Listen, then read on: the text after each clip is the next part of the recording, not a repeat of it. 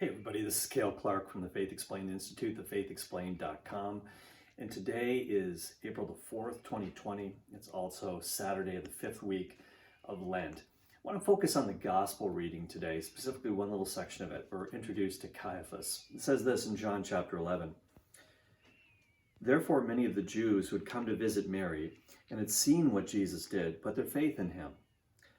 But some of them went to the Pharisees and told them what Jesus had done. Then the chief priests and the Pharisees called a meeting of the Sanhedrin. What are we accomplishing, they asked. Here is this man performing many miraculous signs. If we let him go on like this, everyone will believe in him. And then the Romans will come and take away both our place and our nation. Then one of them, named Caiaphas, who was high priest that year, spoke up. You know nothing at all. You do not realize that it is better for you that one man die for the people than that the whole nation perish.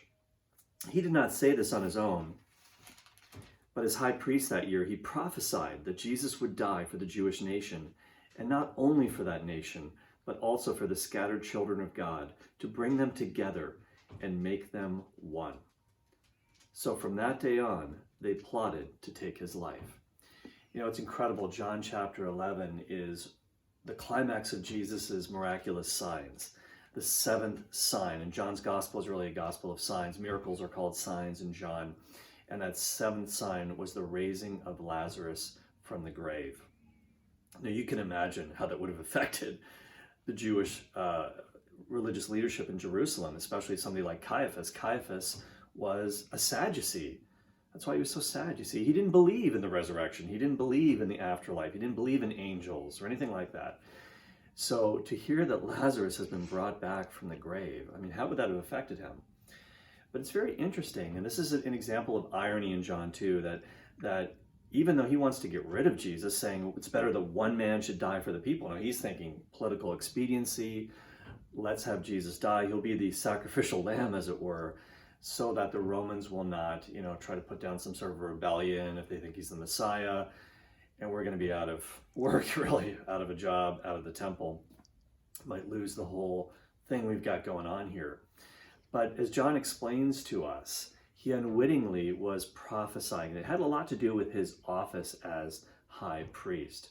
Of course, Jesus was going to die for the Jewish nation, also for all the Gentiles, to bring them together into a new Israel, the church.